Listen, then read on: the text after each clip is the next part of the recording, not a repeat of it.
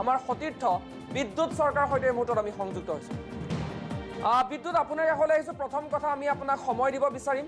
আপোনাৰ কাষত আমি একাংশ উচ্ছেদিত লোকক দেখিছোঁ। তেওঁলোকে কেতিয়া জাননী পাইছিল, উচ্ছেদৰ জাননীৰ পাছত তেওঁলোকে তাৎক্ষণিক পদক্ষেপ হিচাপে কি হাতত লৈছিল, বৰ্তমান তেওঁলোকৰ মনৰ অৱস্থা কেনেকুৱা ধৰণৰ, তাত কি কি সা সম্পত্তি তেওঁলোকৰ আছে, তেওঁলোক পৰৱৰ্তী সময়ত ক'লৈ যাব, সমান্তৰালভাৱে আজিৰ দিনটোত জুম্মাৰ দিন বাবেই মুখ্যমন্ত্ৰীগৰাকীয়ে যি উচ্ছেদ চলিব লগা আছিল সেই উচ্ছেদ বাতিল ৰাখিছে।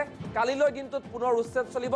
তাৰ প্ৰাকখনত সেই বিশেষ স্থানত বৰ্তমান কেনে এটা পৰিৱেশে বিৰাজ কৰিছে সেয়া আমি সামগ্ৰিকভাৱে আপোনাৰ জৰিয়তে দেখুৱাব বিচাৰিছোঁ।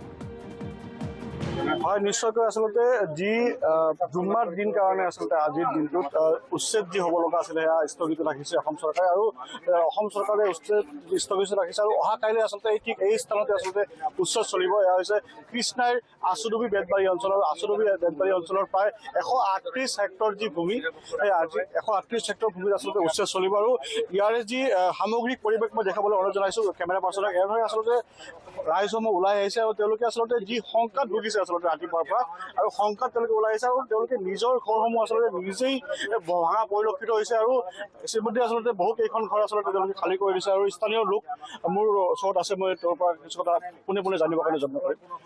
আপোনালোকে আচলতে কেতিয়া নটিচ পাইছিলে এই খালী কৰাৰ কথা? কেতিয়া নটিচ পাইছিলে? নটিচটা আমি পাইছিলোঁ কিমান তাৰিখত? 10 তাৰিখত পাইছিলোঁ। আমাৰ ঘৰটো খালী কৰিব দিছে, আমি খালী কৰিছোঁ। তথাপি এতিয়া তিৰপালটা নাই আছোঁ তাতে। মানে আপোনালোকে নিজেই খালী কৰি দিছে ঘৰ? নিজে খালী কৰি দিছোঁ, আৰু তিৰপালটা নাই ইয়াতে আছোঁ। ঘৰটো আমি খালী কৰিছোঁ, তিৰপালটা নাই ইয়াতে আছোঁ আৰু কি আমি। হয়, আৰু কিছু মানুহ আছে জানিব পাৰিব।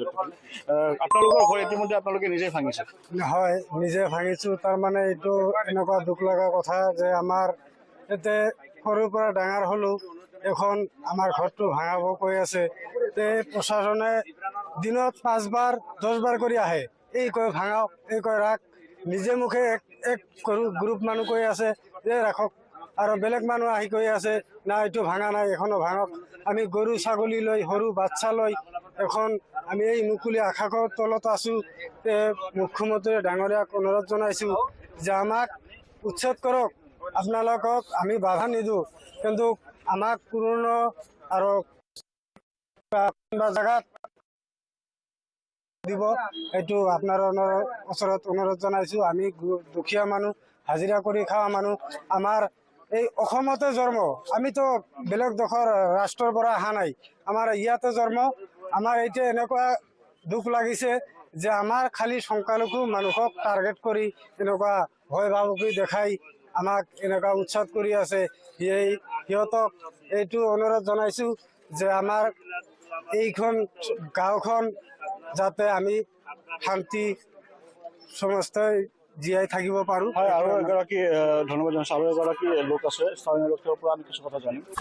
যিহেতু নটিচ দিয়া হৈছিলে আৰু আপোনালোকে আচলতে নিজেই ঘৰসমূহ ভাঙিছে, কেনেকুৱা মনৰ অৱস্থা? মনৰ আৱেগটো মানে নিজে নিজে ভাঙাৰ কাৰণ এটাই, আমি দুখীয়া মানুহবিলাক যিবিলাক ঘৰৰ ভিতৰত অলপ বস্তু বাহিনী আছে সেইবিলাক যদি বচাব পাৰোঁ, চৰকাৰেতো নামানিব। সেইখিনি বচাব পালে আমি দুখীয়া মানুহ অলপ কিবা কিবি কৰি খাব পাৰিম। কিন্তু ঘৰটো যাই যাওক, অলপ কিবা কাঠ চাঠবিলাক কিবা কিবি আছে অলপ চলপ সেইখিনি এৰিব পাৰিছোঁ। এতিয়া মুখ্যমন্ত্ৰীক অনুৰোধ জনাইছোঁ, আপুনি যিটো ৰাক্ষসন চিষ্টেম কৰিছে 60%, 40% ভাঙি 60% আপোনালোকে মানে এৰি দিছে, সেইটো অনুৰোধ জনাইছোঁ। আপুনি আমাক 60% নালাগে, আমাক কিবা 40% দিয়ক, কিবা 30% দিয়ক, সেইখিনি দি আমাক সম্পূৰ্ণ সংস্থাপন দিয়ক। আমি কোৱা নাই আপোনাক PRF RF মাটি লাগে। আপুনি যদি সংবিধান চুই কেনে আপুনি শপত গ্ৰহণ লৈছে, তেনেহ'লে আৰু ধৰ্ম নিৰপেক্ষ ৰাষ্ট্ৰ এইটো ভাবি কেনে, আৰু সকলোৰে যদি আপুনি CM হয়, খালি এটা জাতিৰ CM নহয়, সকলো জাতিৰে CM, তেনেহ'লে আপুনি এটা অনুৰোধ জনাইছোঁ, আপুনি এনেকা এটা জাতিৰ ওপৰত এনেকা ৰাজনীতি লাভালাভৰ কাৰণে কংগ্ৰেছ কিবা আপোনাক ধন্যবাদ জ্ঞাপন কৰিছোঁ। আৰু এইদৰে দেখিবলৈ পোৱা গৈছে কাইলৈ গোৱালপাৰাত চলিব প্ৰশাসনৰ সৰ্ববৃহৎ উচ্ছেদ অভিযান। তাৰ প্ৰাকখনতো এইদৰে